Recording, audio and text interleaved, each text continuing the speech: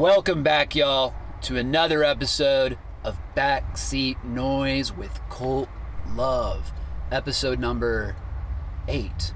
Today we're here with our good friend Haley, Ritual Chair, Licking Wounds, all the way from LA, popped out for the One Ogs Fest, happening right out there.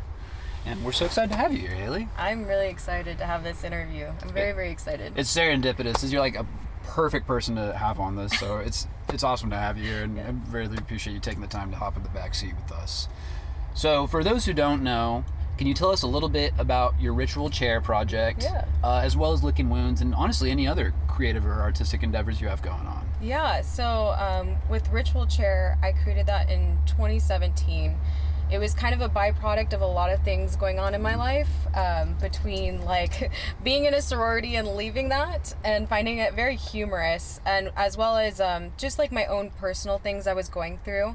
I was finding it really hard to figure out how to cope with it. So I guess the answer to it for me was a power electronics project.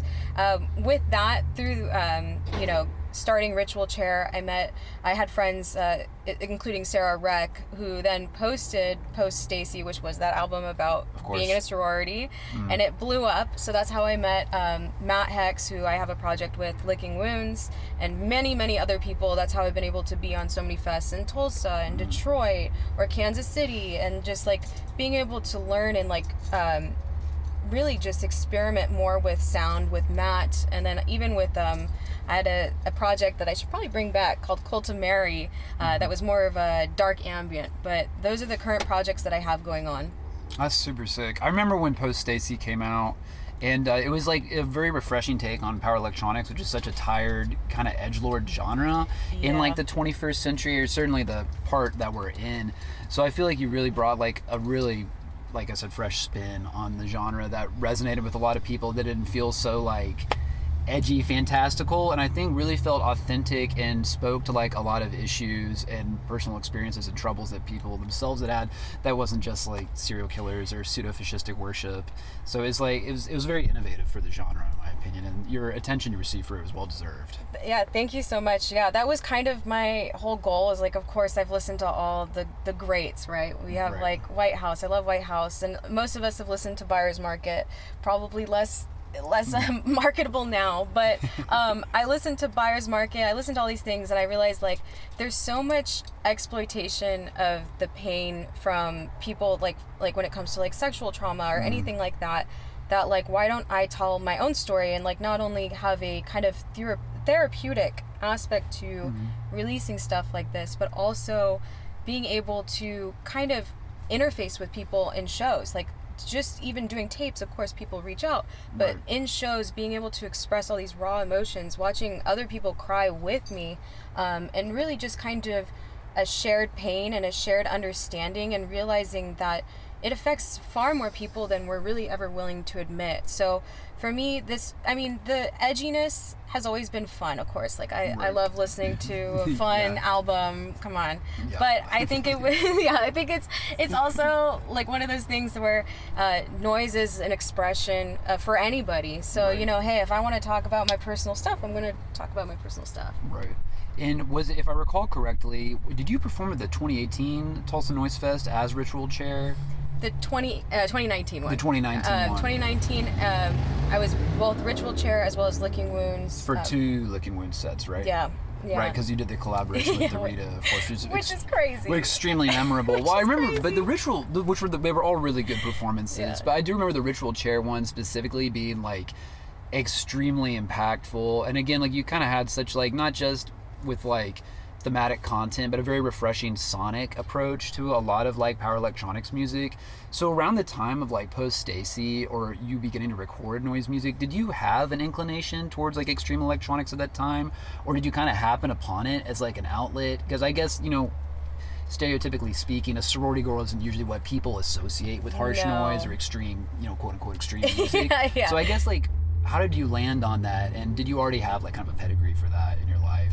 Yeah, so like I joined a sorority to try to reinvent myself from being the weird kid in high school. Classic narrative.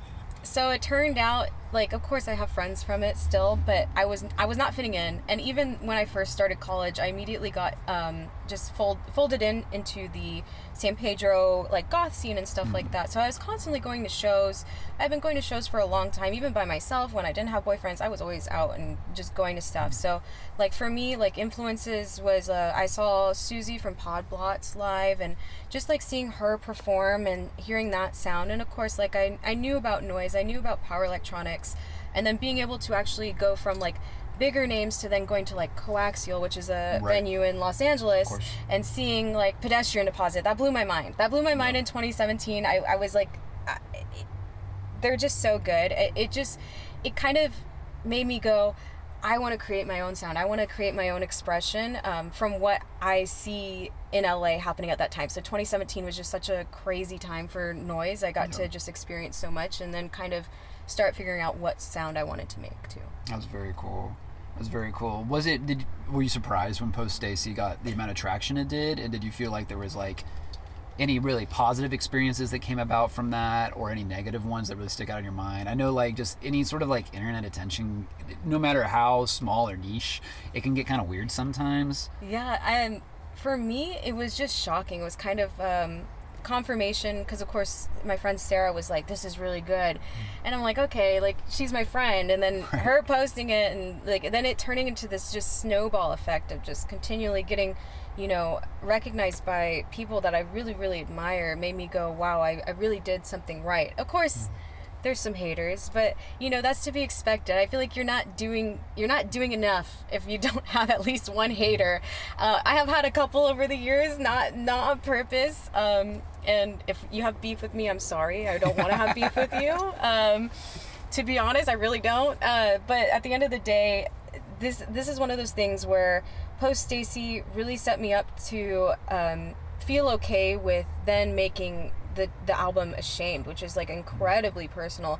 Sometimes like I definitely would not listen to that one, but like or not, I can't re-listen to that one, but that's something like, you know, I did put out and I'm proud of it. But of course, it's one of those things, I don't think if I hadn't released Post-Stacy, I would have done something so daring as just literally a field recording of like my own personal pain in a way to kind of mirror how power electronics and so forth have, and like, you know, other sound recording kind of albums have done in the past, just with other people's interviews. I'm almost interviewing myself, which is crazy. Yeah. Again, a much more thoughtful take than your average power electronics album. Is there a piece of media, whether it be, you know, film, book, art, music, that you feel really resonated with you and kind of pushed you to this trajectory of, you know, fringe music? Yeah.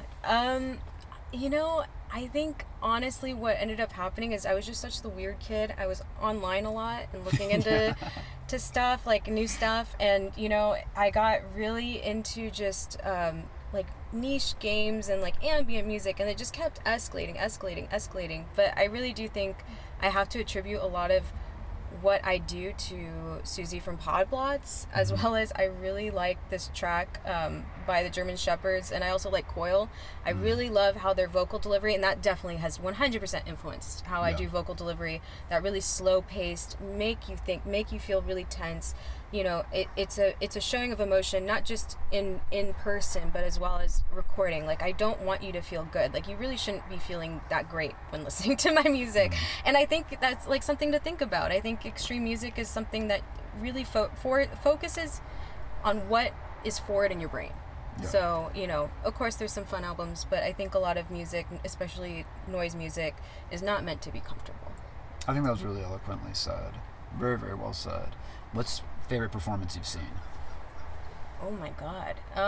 Doesn't have to be like the one and only answer forever, but off the top of your head. Oh my God. That's a hard one. That's a hard one to That's crazy. I would have to say that I have to say this because I ended up being somewhat involved as I saw Genocide Oregon in 2018. Yeah, that's crazy. And they came up to me with the paper and made me do like they made me do the lyrics for the rest of this. Yeah. So that was crazy. Like, how many people? I know that they did that for a couple shows, but there's probably less than 5 people that can say that they technically collabed with Genocide Oregon. So no, I mean, it's not like they're hitting every city across this country. Yeah, I know there's some other people that did that as well. So like, small club. But that was a crazy show. Every pedestrian deposit show I've seen has always just like been insane, blown my mind, always different, something new, which is again like not easy to do with two people collabing to make it somehow a different sonic experience. So yeah, no, I completely agree. That takes some serious creativity. Favorite piece of gear? I love my full bore metal. That is we were my talking ride or about die. that earlier today. That is my ride or die. And now I have two, so I'm very serious about my full bore metal. But when it comes to like creating loops and stuff like that, the Proteus rack unit, oh my god, I just rebought one for $100, and I really missed it. It's super cheesy, corny rack unit synth, but it just has some incredible possibilities when you run it through pedals, and then you do some manipulation, and then you end up with something just really, really unique that I feel like you can't do so easily anymore with like VSTs and stuff like that. Like, I want to sit there and mess around with this like silly rack unit that barely had production for 3 years. No, that resonates. I'm all about the outboard equipment. That's really, really rad. What's next for you? I'm supposed to record. This is actually going to keep me this is going to keep me to my word, but I'm actually working with Matt. We have recorded, you helped us record today, so we should have something coming out at some point this year, but now that I've rebought a lot of gear, it has to happen. It's been several years since I've actually put out something, so like that's new. I've had some tapes in between that have mostly been collections of stuff I've already released, but this year is the year. This is my year to really formulate some new stuff and maybe come up with some new sounds. I need to really take a look at what's forward in my brain and what I want to feel. So I guess to wrap it up, just because it's so topical, could you touch on Licking Wounds a little bit? Your collaboration with Matt Hex, and just, I don't know, how would you describe that project, or how did you meet Matt Hex? Yeah, so we actually met through Sarah, and so the first time we met, we were actually talking about this today, we met at the Detroit Harsh Noise Fest. Oh, yeah, sick. So in 2018, like we met in person, and then we're like, hey, let's just do this collab, and we just did it. Like, and we've done several in-person collabs as well. Was that Harsh Fest 4?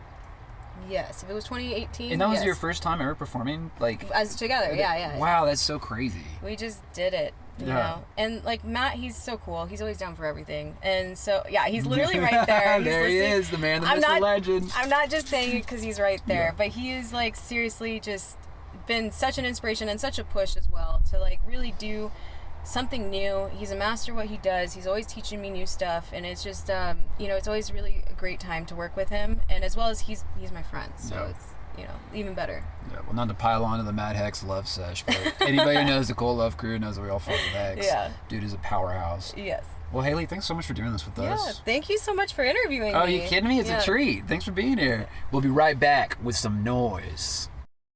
Ladies and gentlemen, Haley, Ritual Chair.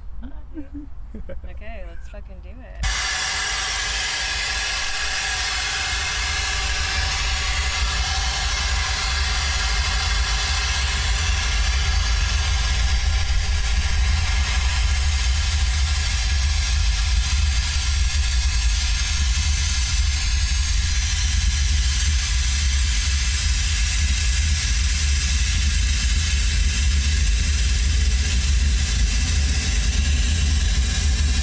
Is this what you think you deserve?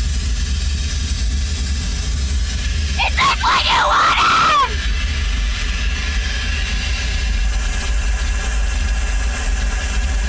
Is this who you wanted? Is this what you think you deserve, you sick fuck? You sick fuck!